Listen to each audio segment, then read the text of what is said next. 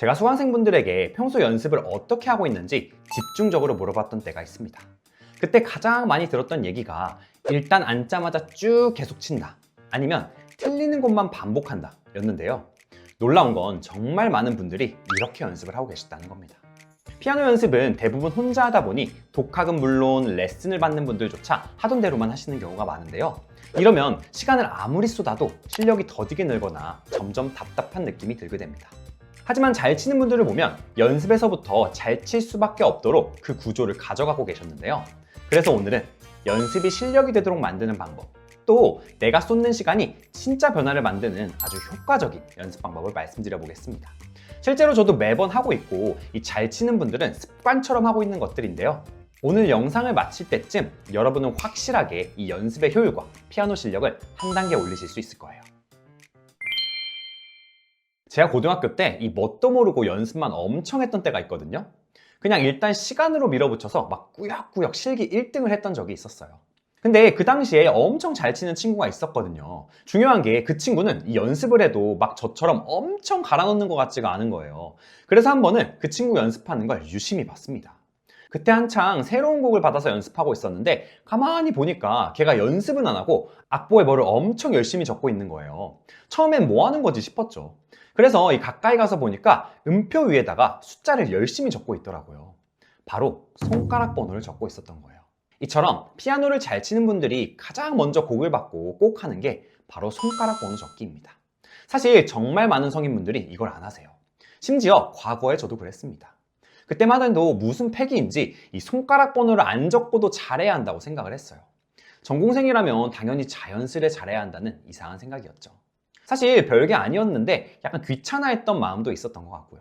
근데 이게 해보니까 연습 효율을 막 몇 배는 끌어올려 주더라고요. 특히나 이 테크닉적으로 어려운 부분이나 또 신경 쓸 게 많은 부분은 이 손가락 번호가 있는 것만으로도 훨씬 쾌적하게 연습하게 되고 또 에너지를 아낄 수 있었습니다.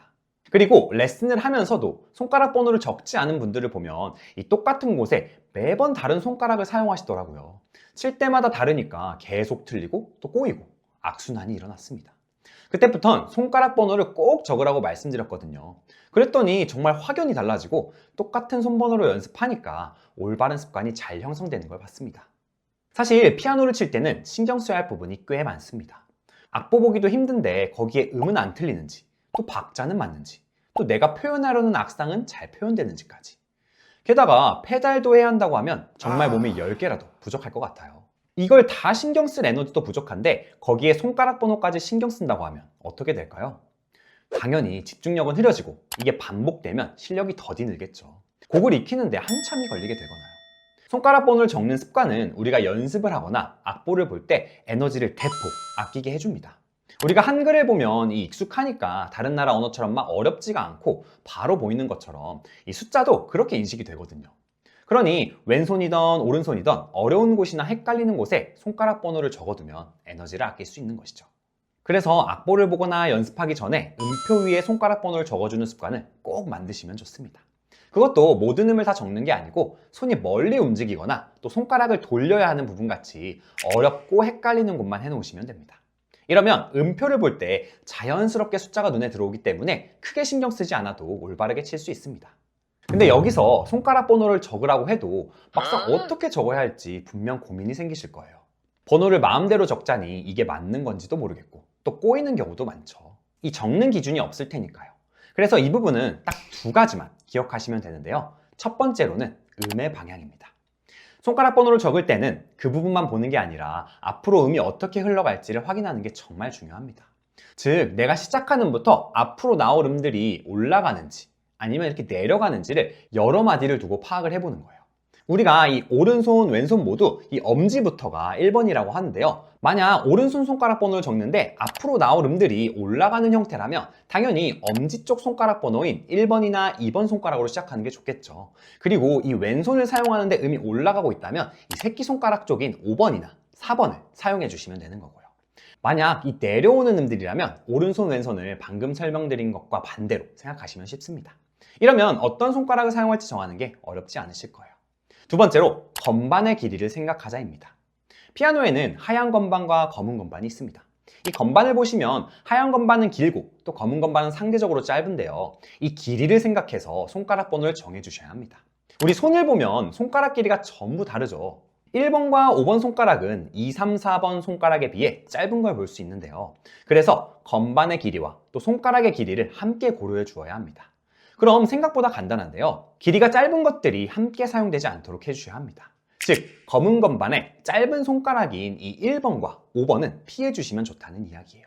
둘 다 짧기 때문에 포지션의 변화도 많고 긴장이 들어갈 수 있어서 가급적이면 피해 주시는 게 좋습니다. 물론 어쩔 수 없이 써야 할 때도 있습니다. 하지만 기본적으로 이렇게만 알고 있어도 쾌적하게 손번호를 정하실 수 있을 거예요. 간혹 악보에 번호를 적으면 안 된다고 하시는 분들이 계신데 나중에 정말 숙달되면 점점 덜 적어도 되는 때가 올 수는 있지만요. 저는 일단 무조건 적으라고 말씀드리고 있습니다. 우리의 이 소중한 시간과 에너지 중요한 데 써야 하니까요. 그래서 연습 효율을 높여주는 손가락 번호 적기 꼭 해보시길 바랄게요. 다음으로 피아노를 잘 치는 분들은 연습 때 꼭 한 번씩 하는 게 있는데요. 바로 녹화하기입니다. 사실 피아노는 레슨을 받을 때 말고는 주로 혼자 연습을 하게 되는데요. 게다가 독학하시는 분들의 경우에 더더욱 그렇죠. 제가 한때 이 말을 잘하고 싶어서 제 목소리를 녹음한 적이 있었어요. 근데 이게 웬걸? 처음 듣는데 진짜 듣기가 싫은 거예요. 막 스스로는 굉장히 낮은 목소리라고 생각했는데 막 진짜 듣기 싫고 또 발음도 별로고요. 내가 생각했던 말투랑 엄청 다르더라고요. 근데 중요한 건 이걸 하면 할수록 말투나 나쁜 습관들이 고쳐지더라고요. 연습할 때도 비슷했습니다. 분명 선생님이 시킨 대로 하고 있고 또 잘하고 있다고 생각했던 게 녹화해서 보면 진짜 다른 경우가 많습니다. 아니면 스스로는 부드럽게 치고 또 그렇게 들리는 것 같았는데 막상 녹화한 거 들어보면 완전 딴판이기도 하고요. 아마 이 녹화를 한 번이라도 해서 들어본 분들은 이 느낌이 뭔지 아실 텐데요.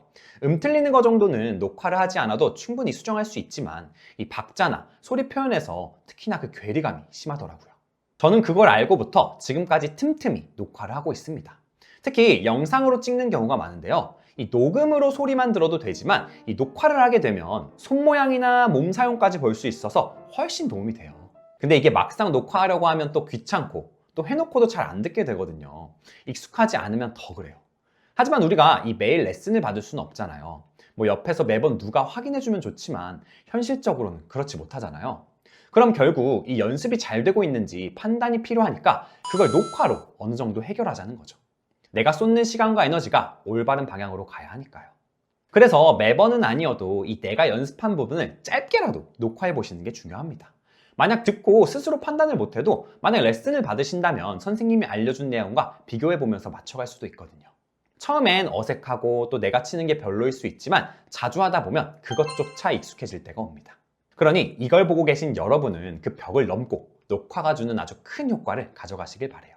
만약 그 기준이 없으시다면 일단 일주일에 한 번씩 그리고 이 작게 쪼개서 해보시면 분명 연습 방향이 훨씬 꽉 잡히게 되실 거예요.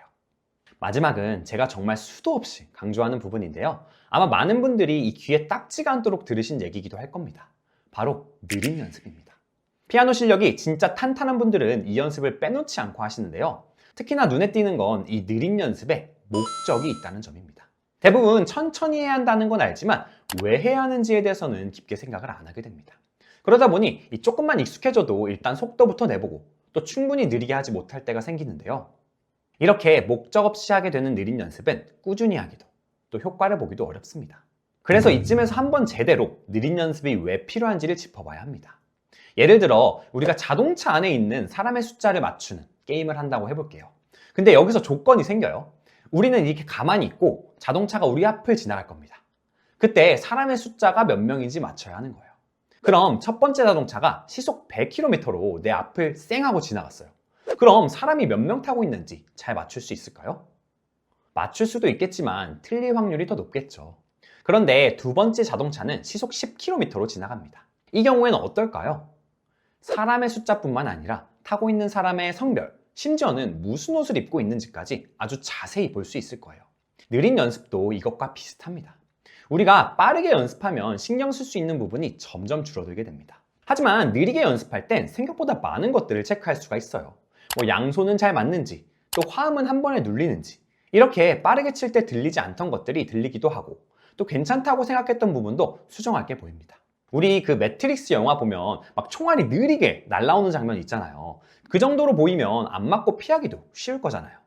그래서 피아노 연습할 때 이 느린 연습을 해야 더 디테일하고 꼼꼼하게 곡을 만들 수가 있습니다.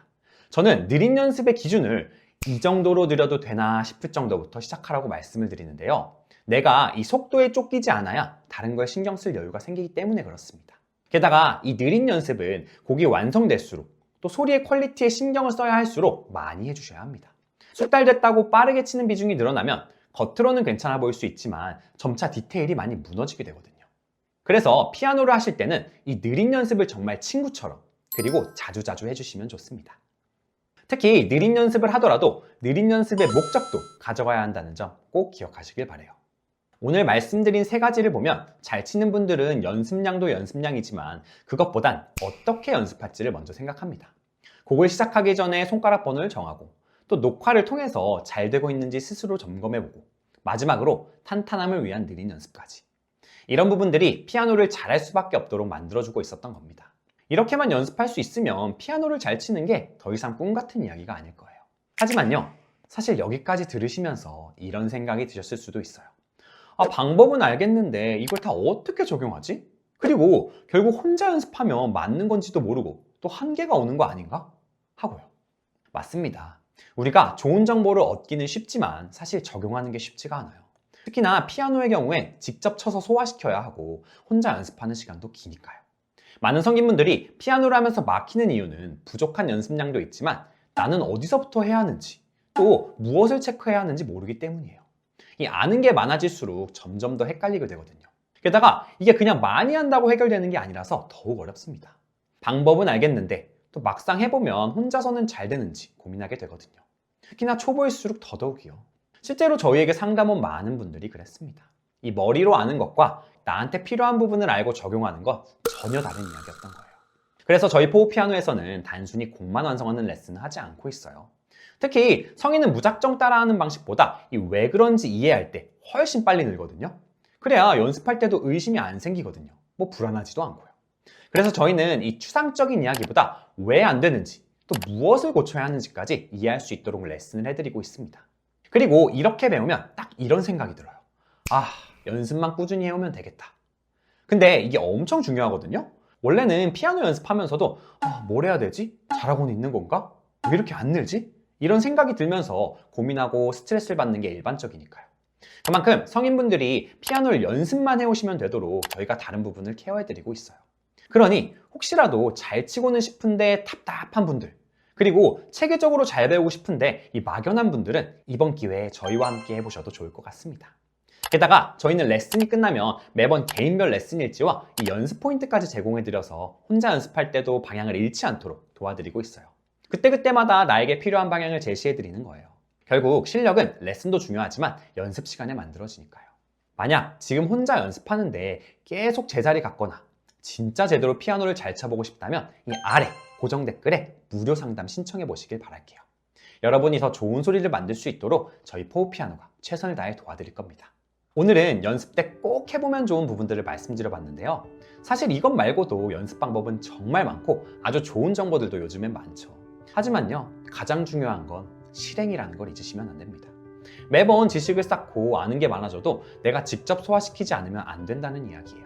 그래서 좋은 정보를 얻었다면 한 번에 하나씩 소화시키는 데 집중하시면 좋습니다. 실행을 안 하면 그것들은 다 소용이 없거든요. 그러니 한꺼번에 많은 부분보다는 진짜 차근차근 하나씩 해보시길 바래요. 그럼 분명 이전보다 나아진 날을 만나게 될 거라고 확신합니다. 그러니 피아노를 하고 계시다면 이 조금 어렵다고 포기하지 마시고 앞으로도 저와 함께 꾸준히 이어가셨으면 좋겠습니다. 조금 지치거나 열정이 떨어졌을 땐 잠시 천천히 걸어가시고 또 하고 싶을 땐 열정을 불어넣어 보시고요. 결국 피아노는 끝까지 하는 게 중요하거든요. 저는 언제나 여러분들의 피아노를 응원하니까요. 오늘 말씀드린 부분이나 다른 영상들도 보시고 연습할 때 참고하시면 분명 도움이 되실 거예요. 그럼 저는 다음 시간에 또 더 재밌고 유익한 피아노 이야기로 찾아뵙겠습니다. 감사합니다.